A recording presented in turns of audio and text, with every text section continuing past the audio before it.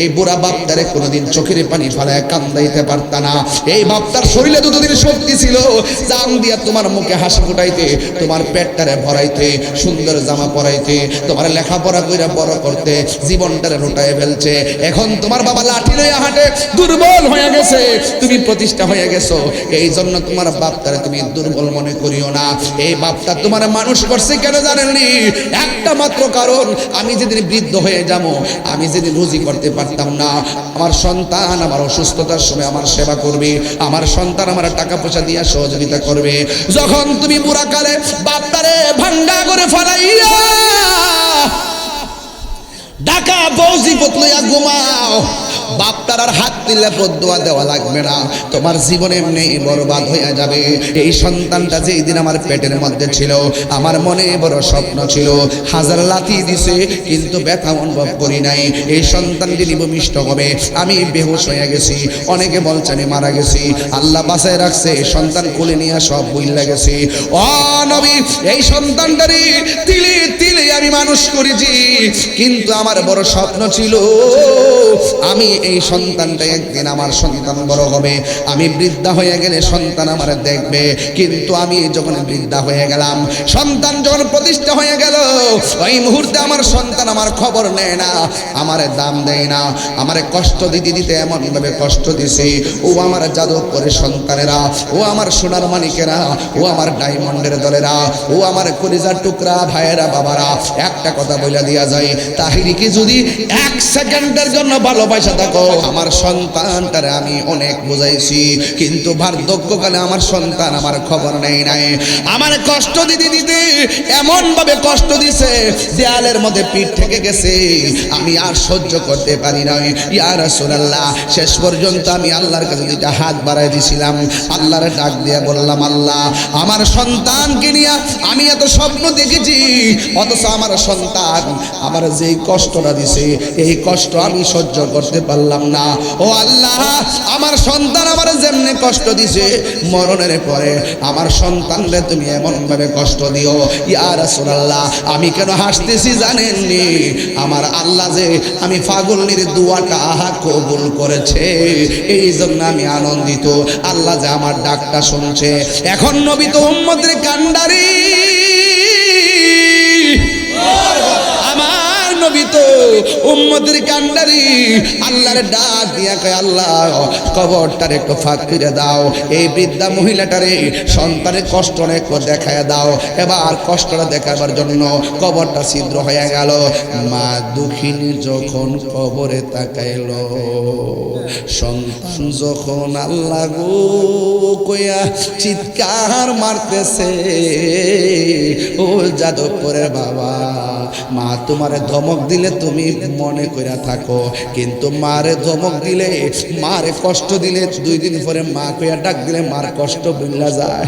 ওই মা যখন দেখলো সন্তান কবরে চিৎকার বাড়তেছে, ওই মা ডাক দিয়া বলে, ইয়া রাসূলুল্লাহ, ইয়া হাবিবাল্লাহ, নবী গো, ও মায়ার নবীজি, আমার সন্তান আমারে কষ্ট দিছি, আল্লাহর কাছে আমি বদদুয়া দিছি, কিন্তু আল্লাহ যদি এমন ভাবে তার কষ্ট দিব জানতাম, জীবনেও আর আমি বদদুয়া দিতাম না।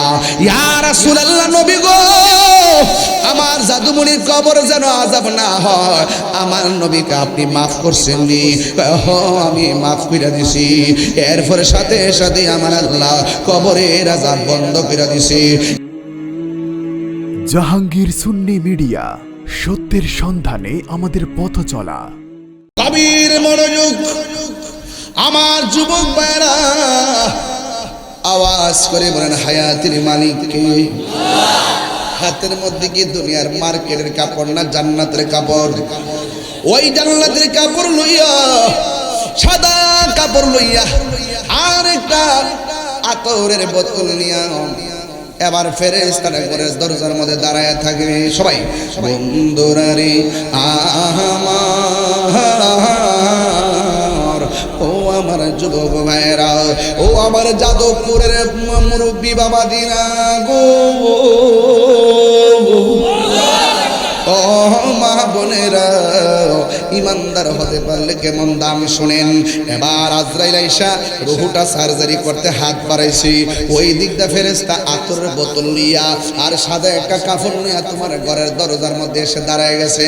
যেই মাত্র রুহুটা কবজ করবে গো, ওই মুহূর্তে সাদা কাপড়ের ভিতরে রুহুটারে বাইন্ডিং করব। এই দিকটা যাদব করে মানিক মিয়ার দেহটা পরে আছে, এই দিকটা মানিক মিয়ার রুহুটারে ফেরেশতা সাদা কাপড় দিয়ে বাইন্ডিং কইরা আকাশের দিকে উড়াল মারবো। এই দিকটা রুহুটারে বাইন্ডিং করছে স্বয়ং জান্নাতের কাপড় দিয়া, আর ওই দিক দিয়া মানিক মিয়ার বডিটারে দাফন করার জন্য হবিগঞ্জ থেকে সাদা কাফন আনতে গেছে। এটাই হলো আপনার আমার সিস্টেম। বড়ই পাতার গরম জল করতেছে, মসজিদে খাট যাদবপুর এসে গেছে। আর ওই দিক দিয়ে ফেরেশতারা রুহুটা নিয়ে প্রথম আসমানে যাবে। প্রথম আসমানে যাওয়ার পরে একজন ফেরেশতা ডান হাত দিয়ে বলবে, ও আল্লাহর ফেরেশতা, যাওয়ার সময় দেখলাম কোনো কিছুই নাই, এখন দি দেখতেছি মেশকে আম্বরের মতো গ্রান করতেছে, কারণটা কি? এবার ডাক দিয়া কয়, হাতের মধ্যে যে কাপড় দেখতেছো এই কাপড়টা দুনিয়ার মার্কেটের কাপড় না, এই কাপড়টা হলো জান্নাতের কাপড়। আর যে গ্রানটা শুনতেছো এই গ্রানটা হলো কাতরের বোতল। আর এটার ভিতরে কি আছে জানোনি?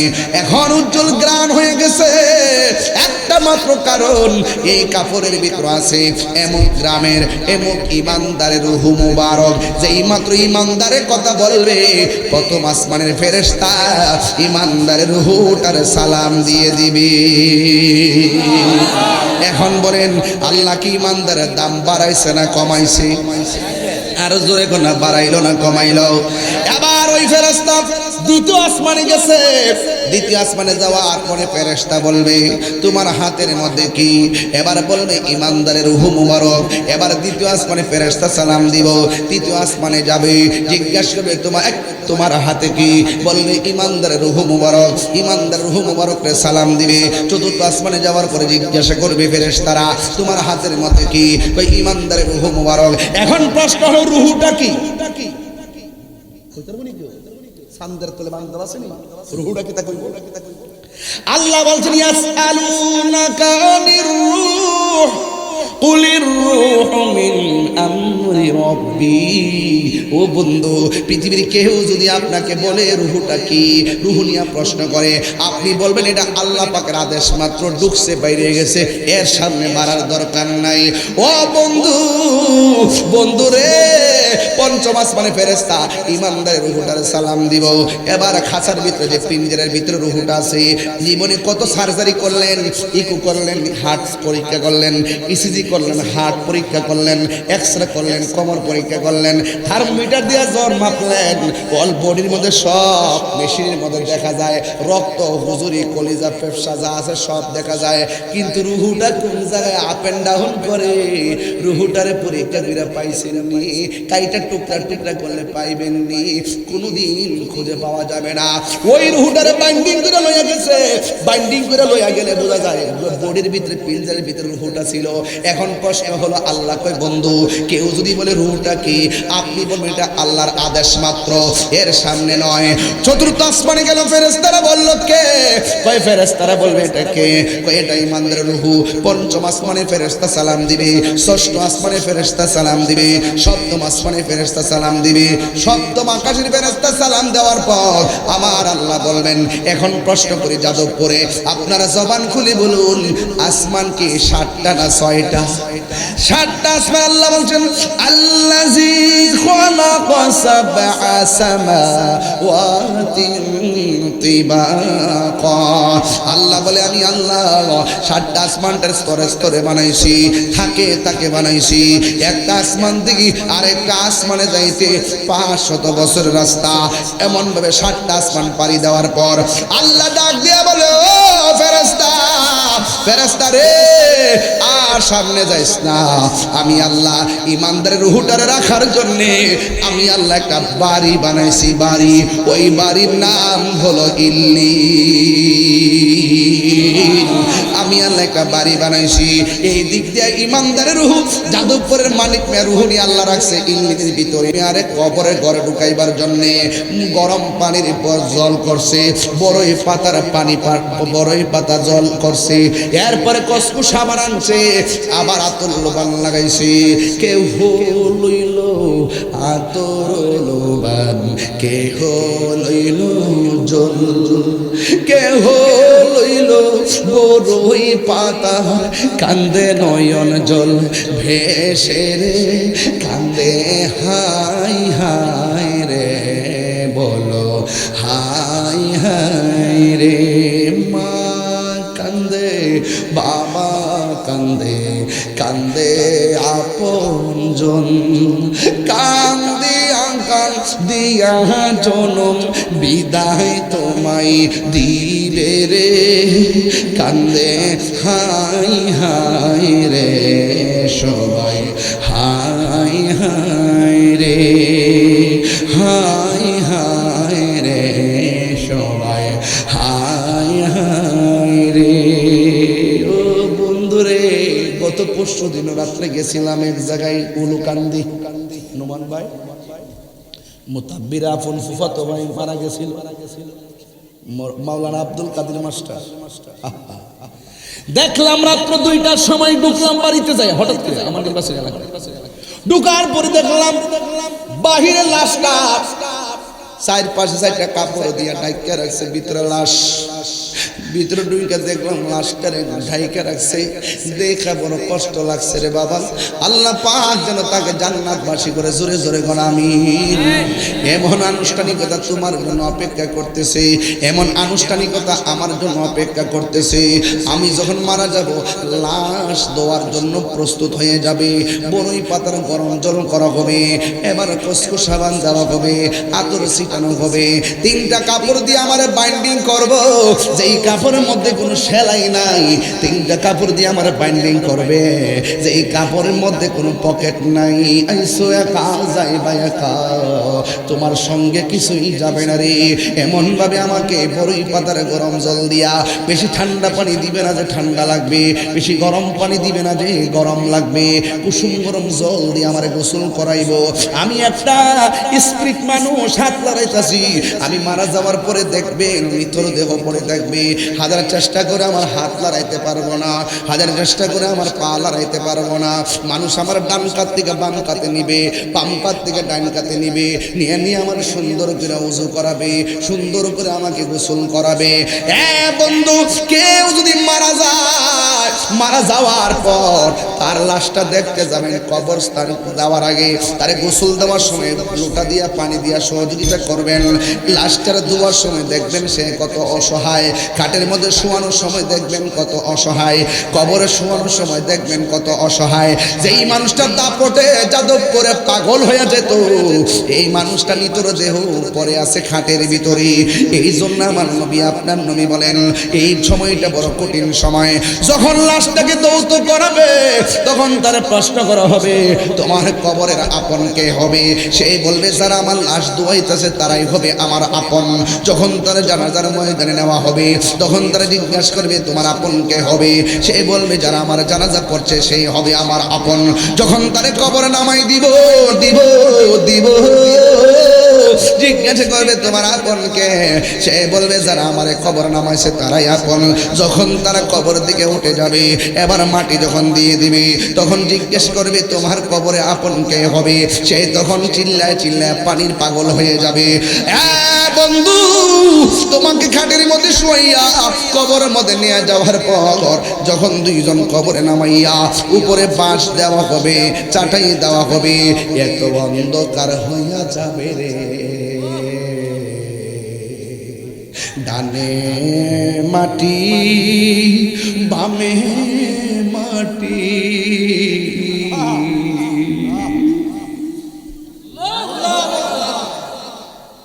উপরে বাঁশগুলো নেব, ফাইরা ফাইরা আমার মাটি দিব। খবরটা অন্ধকার হয়ে যাইব। একটা মানুষ খবরের পারে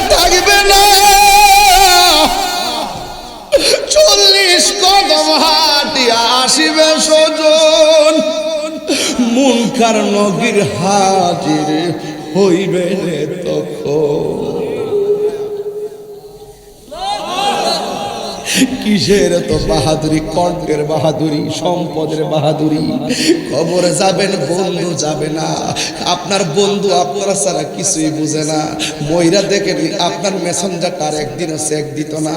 ময়রা দেখেন ওই নাম্বারটা একদিন খুললেও দেখতো না। এটাই হলো আপনার বন্ধুত্বের শেষ কথা। অথচ আমার নবী আপনার একটা সেকেন্ডের জন্য ভুলে না। আপনি যখন কবরে যাবেন, ওই কবরে যখন দুইজন ফেরেশতা নামবে, তখন আমার আল্লাহ ডাক দিয়া বলেন, ফেরেশতারি যে এই রুহুটা ইঞ্জিনের মধ্যে রাখছো, এই রুহুটা দৌড়াইয়া কবরবাসীর ভিতরে দিয়ে আসো। কেউ বলে কবরে ফেরেশতা নামবো দুইজন, আমি বলি তিনজন। একজন আয়া রুহু দিয়া যাইব, দুইজন আয়া পরীক্ষা করব। যখন রুহুটা দিব, ইমানদারে কবরের ভিতরে এমনি শুয়ে থাকবো আর মনে মনে কইব জাগা মতো আইসি, বড় শান্তি লাগতেছে। আর যদি আপনি বেঈমান হন, আপনি বলবেন আমি কই আইলাম রে, ডানে দি মাটি, বামে দি মাটি, সামনে মাটি, কেমনে কবরে থাকবো, কেমনে কবরে থাকবো। যখন আপনার ভিতরে রুহুটা দিব, আজরাইল আইসা এইভাবে মন কান্ড করে এসে কাপড়টা সরাইয়া আপনার কবর থেকে তুললে এমন ভাবে বয়াইব, আপনি কি মনে করতেছেন চিত্রটা সাধারণ কোনো চিত্র না। যার জীবনে দেখেন নাই তারে দেখবেন, তার নাম মুনকার নকির। যদি বেঈমান হন, দেখবেন মুনকার নকির আঙ্গুলের নখগুলা হলো পৃথিবীর এক প্রান্ত থেকে আরেক প্রান্ত, এমন বড় নখ দিয়ে কবরে কুটতে থাকবো। এমন ভাবে ভূমিকম্প শুরু হবে, চোখগুলা থাকবে নীল নীল বর্ণের চোখ থাকবে। আতাহু মালাকানে, ওই কবর মধ্যে দুইজন ফেরেশতা আসবে। আয়েশা বলবো আমার কুনতা তাকুল ফি হক্কে হাজার রাজুল, এই নবী সম্পর্কে তুমি কি বলতা? ওই দুইটা নখ দিয়া কবর গুলা ভিতরে ঢুকলে এমন ভাবে একটা চিৎকার মারবো। আমার নবী আপনার নবী বলেন, খবরদার রে উম্মত, খবরদার বেনামাজি হইয়া কবরে যাস না। বেনামাজি হইয়া কবরে গেলে প্রথম রাতটা এমন ভয়ঙ্কর হবে, তোমার কান্নার ঠেলায় পশু পাখি নাচতে শুরু করবে। বেনামাজি হইয়া কবরে গেলে তিনটা শাস্তি অবধারিত। এক নম্বর, কবরের রাতের প্রথম রাতের আযাবটা, ডান পাশের মাটি এক প্রান্তে যাবে, বাম পাশের মাটি আরেক প্রান্তে যাবে। দুই পাশের মাটি আইসা মন জোরে একটা চাপা মারবে গো।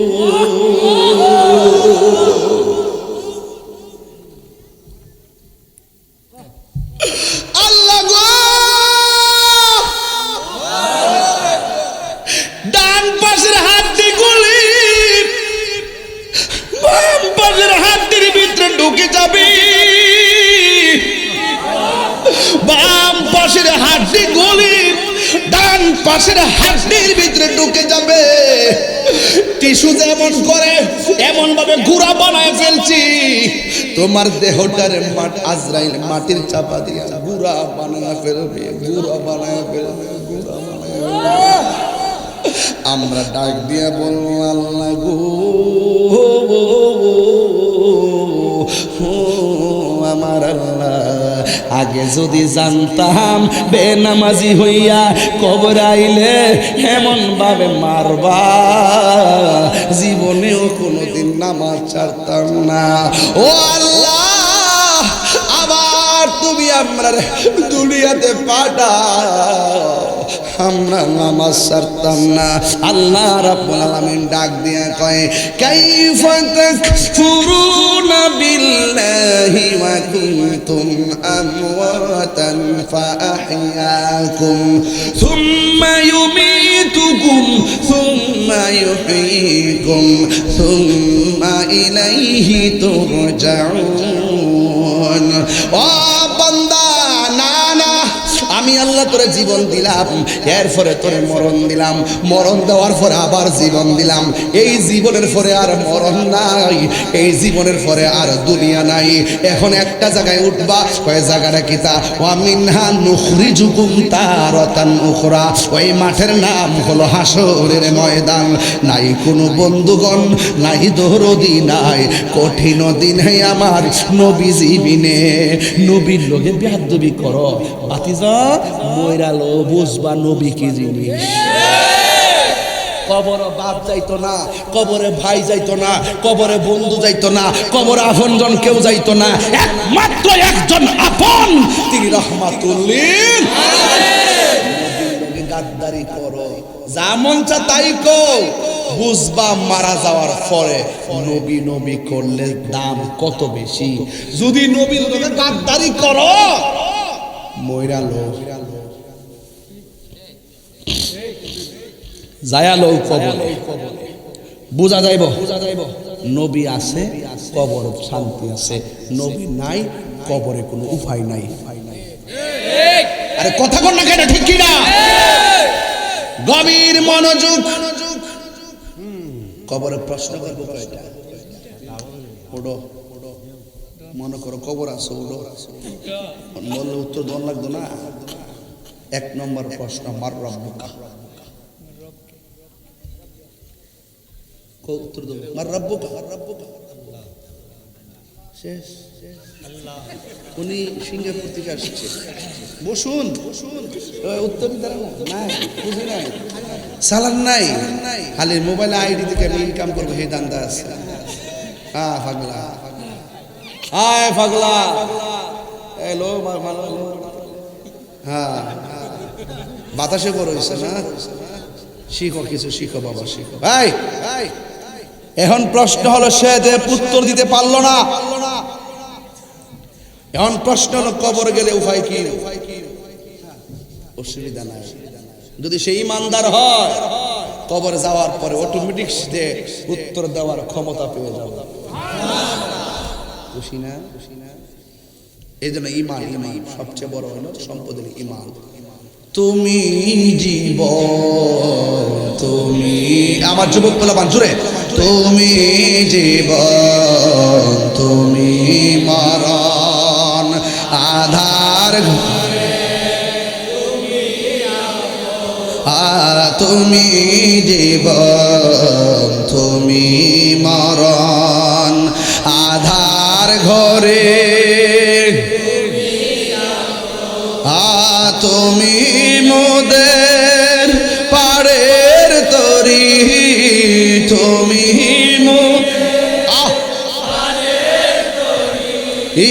তুমি নিদান কোরআনে ওয়ালা ইয়া রাসূল ইয়া রাসূলাল্লাহ ইয়া হাবিবাল্লাহ ইয়া রাসূলাল্লাহ, তুমি মোদের আশার আলো, তাই তো তোমায় তুমি মোদের আশার আলো, তাই তো আর হৃদয় নামের ফুলদানিতে, হৃদয় গেতে রেখেছি প্রেমের মালা, ইয়া রাসূল মাশাআল্লাহ হাবিবাল্লাহ ইয়া রাসূলাল্লাহ ইয়া হাবিবাল্লাহ ইয়া রাসূলাল্লাহ ইয়া রাসূল মাশাআল্লাহ ইয়া রাসূলুল্লাহ। জোরে জোরে গে আল্লাহু আকবার বলা যাবে না। বন্ধু, কবরে কয়টা প্রশ্ন করা হবে? সবাই উত্তর মারব কম, সবার প্রশ্ন করলাম আমি, আপনাদের রবকে ও মাদিনুকা আমা কুনতা তাকুলু ফি হাক্কি হাযা রজুল, এই কবর যাকে দেখতে পাচ্ছ তিনি সম্পর্কে দুনিয়াতে তোমরা কি বলতে? তিনি কে? রহমাতুল লিল আলামিন। নবীরে দেখলে আর কোনো চিন্তা আছে? যে যেখানে কেউ নাই সেখানে একজন মনের মতন পয়গাম্বর রহমাতুল আলামিনকে পেয়ে গেলে আমরা আর কোনো চিন্তা আছে? আল্লাহকে বেআই ফেরেশতা উচ্চতে দালাইছে, এটা করতাম বেহেশতে যায় সুন্দর করে একটা বিছনা লইয়া আইনা সুন্দর করে নিচে বিছাইয়া দেয় আমার প্রেমিক যেন কিয়ামত পর্যন্ত ঘুমাই থাকতে পারে। এরপরে বিছনাটা কইরা দিব, কইরা দেওয়ার পরে আপনি ইমানদার, আপনি সুন্দর করে এমনি ঘুমাই যাবেন, বাম কাতে ঘুমাই দেবেন।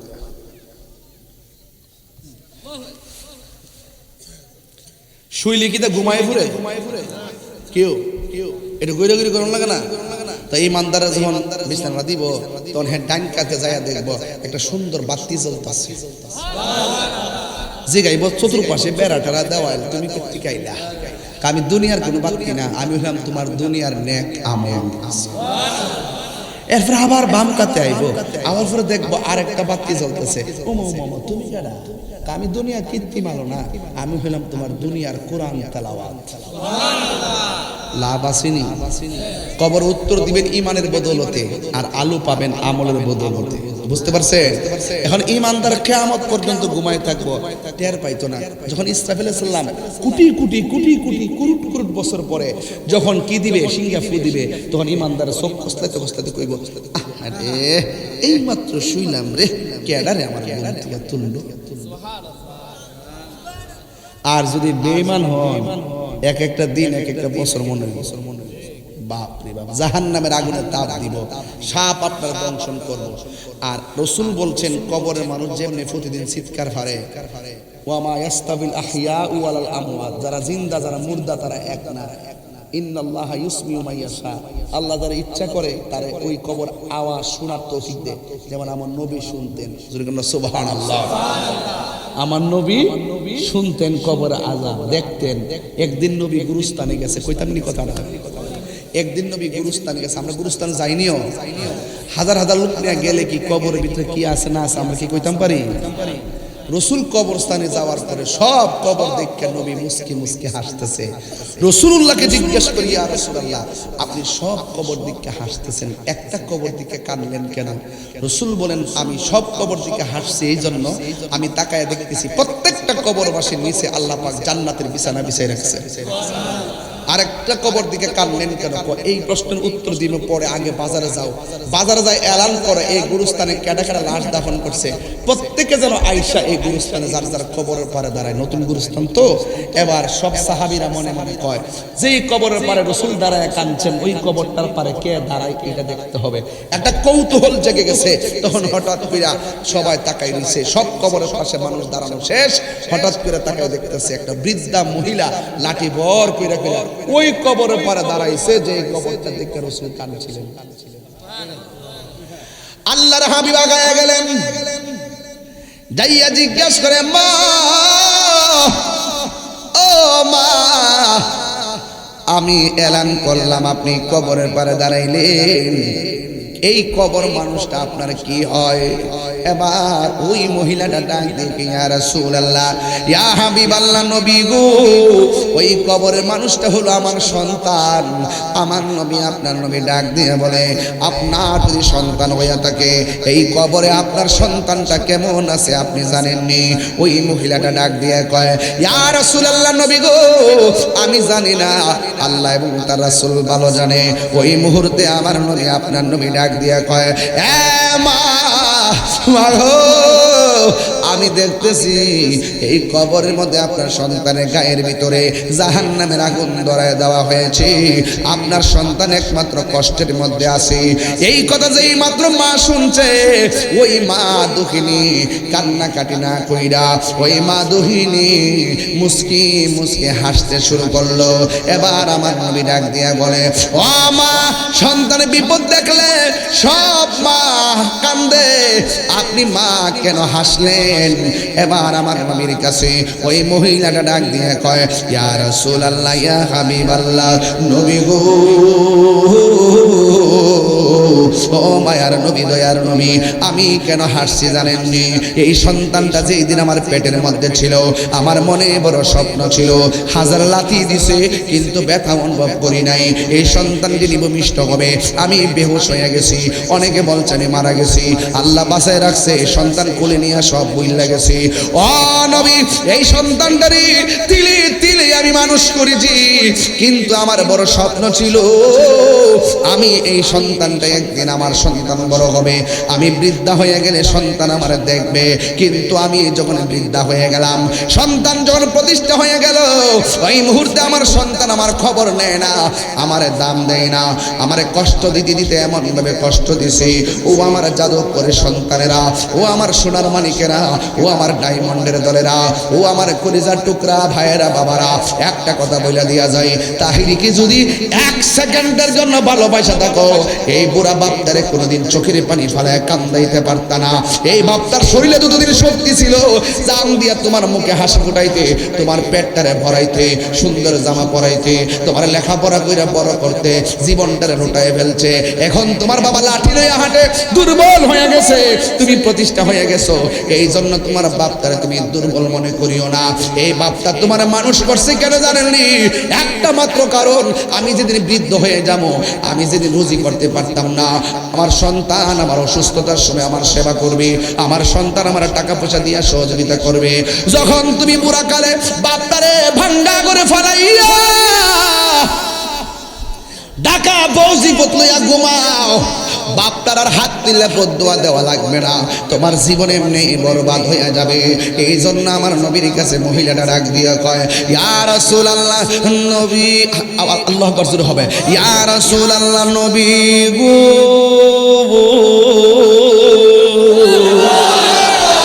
মায়ের নবী যে, আমার সন্তানটারে আমি অনেক বুঝাইছি, কিন্তু বার্ধক্যকালে আমার সন্তান আমার খবর নেই নাই, আমার কষ্ট দিতে দিতে এমন ভাবে কষ্ট দিছে, দেয়ালের মধ্যে পিঠ থেকে গেছে, আমি আর সহ্য করতে পারি নাই। ইয়া রাসূলুল্লাহ, শেষ পর্যন্ত আমি আল্লাহর কাছে দুইটা হাত বাড়াই দিছিলাম, আল্লাহর ডাক দিয়ে বললাম, আল্লাহ, আমার সন্তানকে নিয়ে আমি এত স্বপ্ন দেখেছি, অথচ আমার সন্তান আমার যেই কষ্টটা দিছে, এই কষ্ট আমি সহ্য করতে পারলাম না। ও আল্লাহ, আমার সন্তান আমার যেমনি কষ্ট দিছে, মরণের পরে আমার সন্তানরে তুমি এমন ভাবে কষ্ট দিও। ইয়া রাসূলুল্লাহ, আমি কেন হাসতেছি জানেননি? আমার আল্লাহ যে আমি পাগলনির দোয়াটা কবুল করেছে, এই জন্য আমি আনন্দিত। আল্লাহ যে আমার ডাকটা শুনছে। এখন নবী তো উম্মতের কান্ডারি, আমার নবী তো উম্মতের কান্ডারি। আল্লাহর ডাক দিয়া কয়, আল্লাহ, কবরটার একটু ফাঁক করে দাও, এই বৃদ্ধা মহিলাটারে সন্তানের কষ্ট একটু দেখায় দাও। এবার কষ্টটা দেখাবার জন্য কবরটা ছিদ্র হয়ে গেল। মা দুঃখিনী যখন কবরে তাকাইল, সন্তান যখন আল্লাহ গো কইয়া চিৎকার মারতেছে, ও যাদবপুরের বাবা, মা তোমারে ধমক দিলে তুমি মনে কইরা থাকো, কিন্তু মারে ধমক দিলে, মারে কষ্ট দিলে, 2 দিন পরে মা কইয়া ডাক দিলে মার কষ্ট ভুলা যায়। ওই মা যখন দেখলো সন্তান কবরে চিৎকার পারতেছে, ওই মা ডাক দিয়া বলে, ইয়া রাসূলুল্লাহ, ইয়া হাবিবাল্লাহ, নবী গো, ও মায়ার নবীজি, আমার সন্তান আমারে কষ্ট দিছি, আল্লাহর কাছে আমি বদদুয়া দিছি, কিন্তু আল্লাহ যদি এমন ভাবে তার কষ্ট দিব জানতাম, জীবনেও আর আমি বদদুয়া দিতাম না। ইয়া রাসূলুল্লাহ, নবী গো, আমার জাদুমণির কবর যেন আযাব না হয়, আমার নবীকে আপনি মাফ করছেন নি?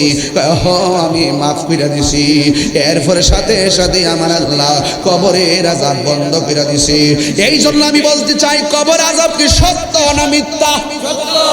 আরো জোরে কোন, কবর আযাব সত্য। এই কবর আযাব থেকে কেউ বাঁচতে পারবে না। ইমানদাররা আরামে ঘুমাবে, আর বেঈমানরা কবরের মধ্যে আযাবে ভুগবে। এই জন্য 2টা মানুষের শাস্তি দুনিয়াতে হবে, আখিরাতে হবে। 1 নম্বর, যারা মা বাবারে কষ্ট দেয়। যাদবপুরের বাবা, যদি আমার ওয়ান যদি 2 সেকেন্ডের জন্য ভালো লাগে থাকে, কবর আযাবটা সামনে রেখে কইয়া দিয়া যায়, আমি তাহিরিরে যদি 2 মিনিটের জন্য ভালো লাগে থাকে, জীবনে কোনো দিন বাবা মায়ের মনে কষ্ট দিও না। আর বাবা মার মনে কষ্ট দিয়া তাহিরিরে দাওয়াত করলে কোনো লাভ হবে না। যে এই পিসাব বলবে মা বাবার খেদমত লাগবো না, এটা পিসাব হতে পারে না। মা বাবার দোয়ায় বান্দা ওলি হয়, মা বাবার দোয়ায় জীবন ধ্বংস হয়। এই জন্য আমি জানি না কার মা কবরে, কার বাবা কবরে ঈদের দিন মার সালাম করে গুরুস্ত কবর গেলাম ঈদের ময়দানে, কিন্তু এইবার মা দুঃখিনী দুনিয়াতে নাই, কাকে সালাম করে আমরা ঈদের ময়দানে যাব?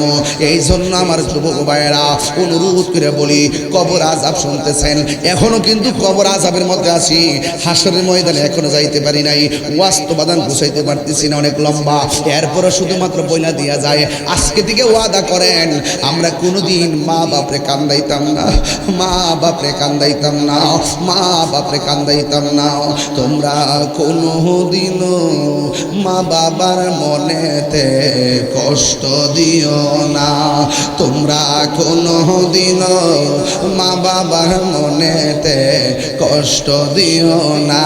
ওরে মা বাবার মনে কষ্ট দিলে আল্লাহ যে সঙ্গে না, মা বাবার মনে কষ্ট দিলে আল্লাহ যে সঙ্গে না। তোমরা কোনোদিনও মা বাবার মনেতে কষ্ট দিও না। যুবক, সব মানুষ তোমারে স্বার্থ নিয়ে দোয়া করে, কিন্তু মা বাবা নিঃস্বার্থে দোয়া করে। তিনটা বিষয়ের কথা বললাম, এক নবীর মুহাব্বত, দুই নামাজ, তিন মা বাবার খেদমত। এই তিনটা জিনিস যদি গলার মালা বানাতে পারেন আর মসজিদের কদমে যায় নিজেকে বিক্রি করে দিতে পারেন, তাইলে মনে করেন ইমানেরও মজা পাইবেন, আমলেরও মজা পাইবেন। আর ঘাট যদি না চিনে সারা জীবন সাগরে ঘুরতে পারবেন, কুলের লাগাল পাওয়া যাবে না। তাইলে আমরা সবাই কারা কারা মা বাবার খেদমতের পক্ষে একটু হাত তোলেন তো দেখি। আমরা নামাজ চাই কি চাই না? মা বাবার খেদমত চাই কি চাই না? এবং আমরা সব সময় মা বাবার কদমে থাকতে চাই কি চাই না? হাত নামান। যুবক, আপনাদেরকে নিয়ে আমি স্বপ্ন দেখি। আপনাদেরকে একটা কথা বইলা দেওয়া যায়, জীবনে কোনোদিন নেশা করিয়েন না। আমাদের এলাকার মধ্যে অনেক নেশাখোর আছে না নাই? বাবা ট্যাবলেট খায়,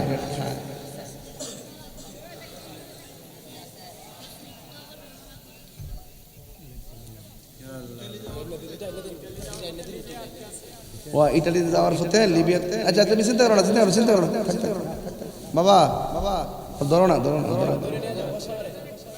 ওর আব্বা ইটালিতে যাওয়ার সময় মনে হয় লিবিয়া আটকায় আছে, বাপের কথা মনে হয়ে গেছে, বাপের লেগে কাঁদতেছে।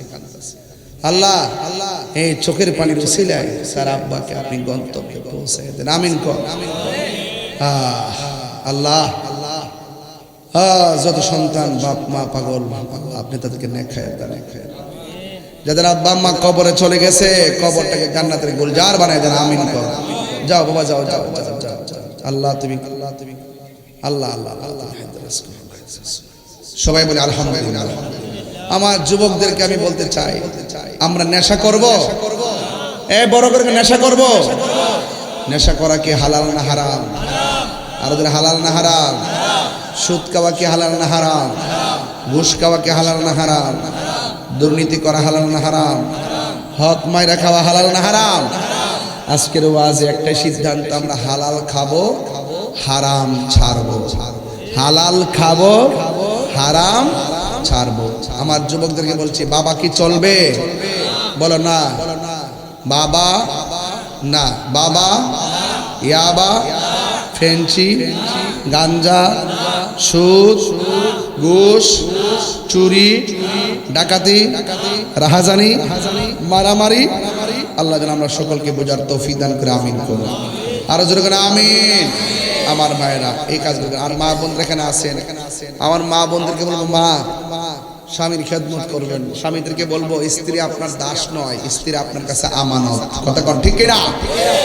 স্ত্রীদের প্রতিও স্বামীদেরকে ভালো ব্যবহার করতে হবে। আচ্ছা ঠিক আছে।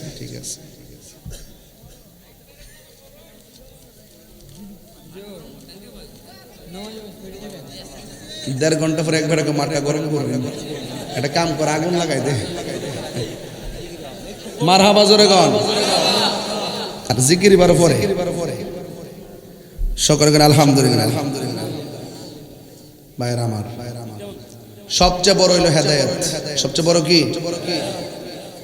আমরা আবেগে সুন্নিদের সঙ্গে কিন্তু অভাব নাই, কিন্তু রাষ্ট্রে সুন্নিদের মূল্য তো গরম করে কিতা করবে ফিরমি দিয়ে কইরা গরু ছাগল জমা কিতা করতে মাঠে ডাক দিলে যদি ফামা না যা দালালি বন্ধ করেন মদিনার ফ্রেমের দালালি করেন গরম হয়েছে নি তাই রোজুর একটা টোকা দিলে গরম হয়ে যাবে যাই হোক বিষয় দিয়েছেন যে বিষয়ের উপরে আমাকে কথা বলতে বলেছেন আমি সেই বিষয়ের উপর কথা বলার চেষ্টা করেছি তবে একটা কথা বলতে চাই কবরে যাওয়ার আগে আল্লাহর ইবাদত নবীর মহব্বত আউলিয়া কেরামের সোহবত মা বাবার খেদমত আমরা চাই কি চাই না আমরা সুন্নিরা এখন আগের দিন রয়ে গেছে মনে হচ্ছে শান টান টান দিয়া জিকির আজকে করে হারিয়ে মারিয়া ফুলটুরি ইডাইলে মনে হয় ওয়াজ জমে গেছে না এখন এগুলা খায় না এখন আধুনিক যুগ এখন তথ্য প্রযুক্তির যুগ এখন এগুলো সমালোচনা হয় এখন মানুষ এগুলোকে পুঁজিবিরা শিক্ষিত সমাজ থেকে আমাদেরকে আলাদা করে দিচ্ছে যেই জন্য রাষ্ট্রতন্ত্র আমরা সংখ্যা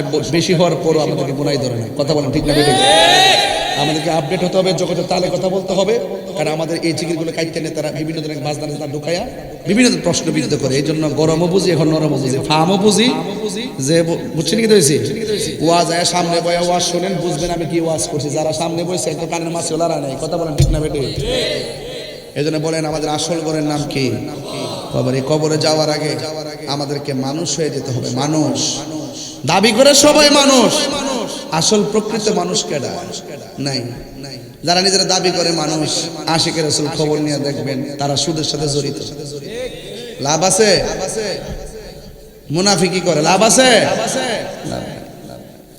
এই জন্য এখন আমাদেরকে ঐক্যবদ্ধ হতে হবে কি হতে হবে ঐক্যবদ্ধ হতে হবে ঐক্যবদ্ধ না হলে আমাদের সামনে আরো ক্ষতি হওয়ার সম্ভাবনা আছে সবাই আমার সাথে সাথে মহব্বতে পড়েন সন্ধ্যা হইল ডাক দিলে না মুরে প্রাণ দয়াল রে সন্ধ্যা হইল ডাকে দিলে না মুরে হায়াত কি আইতাছে না যাইতাছে শেষ আর আইতো না সন্ধ্যা হইল ডাক দিলে না মুরে প্রাণ দয়াল রে সন্ধ্যা হলো ডাকে দিলে না মুরে প্রাণ দয়াল রে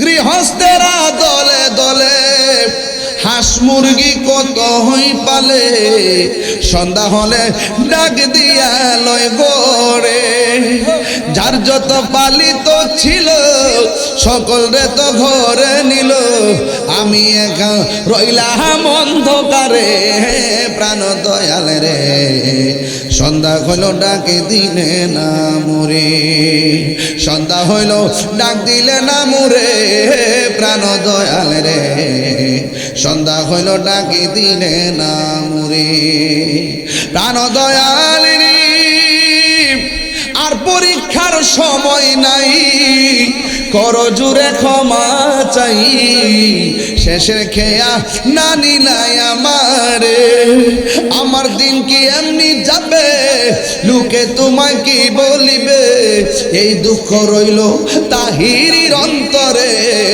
প্রাণ দয়াল রে সন্ধ্যা হইল ডাকে দিলে না মোরে সন্ধ্যা হইল ডাক দিলে না মোরে প্রাণ দয়াল রে সন্ধ্যা হইল ডাকি দিলে না মোরে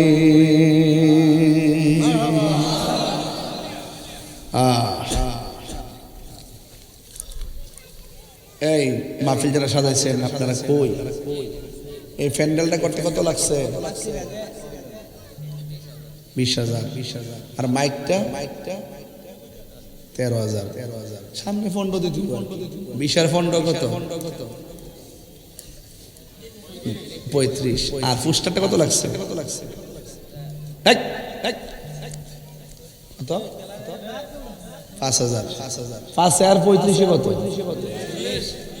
এই 40,000 টাকা উড়ান লাগবে এখানে কালেকশন এই 40,000 টাকা তোলা আমার জন্য কোনো ব্যাপারই না আমার বুলি বাগো মুর্শিদ কেমনে মারহাবা আস্তে আরে আস্তে ওই গরম হয়ে গেছে পাবলিক তুই সাহল নাম খিদারে বাবা মোহাম্মদ জাদু মিয়া দিল পাক আল্লাহ আল্লাহ আল্লাহ আল্লাহ আল্লাহ আল্লাহ আল্লাহ আল্লাহ তুমি মেহের বানগো নবীজি তুমি মেহের বান ও নবীজি তুমি মেহের বান তুমি মেহের বানগো নবীজি তুমি মেহের বান ও নবীজি তুমি মেহের বান নয়নে একবার দেখিলে নয়নে একবার দেখিলে জুরাইতাম প্রাণ ও নবীজি তুমি মেহেরবান মারহাবা আমরা সবাই অদম পাপী তুমি দয়াবান আমরা সবাই অদম পাপী তুমি দয়াবান দয়া করে পার করিও দয়া করে পার করিও হাসরের ময়দান ও নবীজি তুমি মেহেরবান তুমি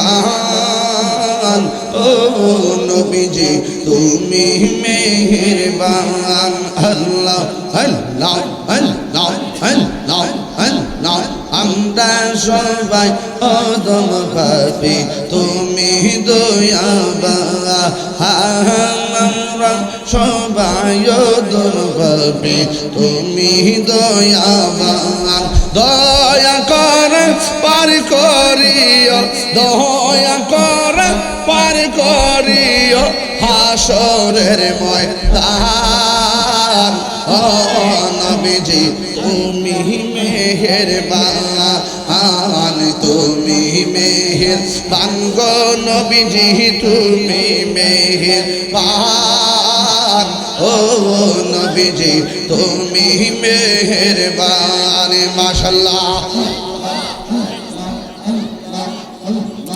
কত কষ্ট করলেন নবীজি উহুদের ময়দান কত কষ্ট করলেন নবীজি উহুদের ময়দান দোল বারং শহীদ করলো কাফের বেঈমান ও নবীজি তুমি মেহেরবান মাশাআল্লাহ আল্লাহ পাইলে নিরা লাই গো নবী পাইলে নিরা আয় পাইলে নিরা হল হল হল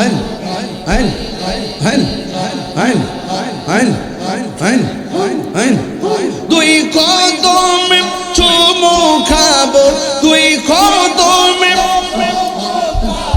চরণ তুলি মাগিব গাই পাইলে নিরা লাই গো নবী পাইলে নিরা পাইলে নিরা লাই গো নবী পাইলে নিরা মাশাআল্লাহ আমার নবী নুরায়ার নবী আমার নবী জিন্দা গো নবী দয়া করে তাই গো নবী হাসরের বেলায় পাইলে নিরা লাই গো নবী পাইলে নিরা পাইলে নিরা লাই গো নবী পাইলে নিরা মাশাআল্লাহ একদিন স্বপ্ন দেখলে কৌসারে স্বপ্ন জরিয়া পরে মাশাআল্লাহ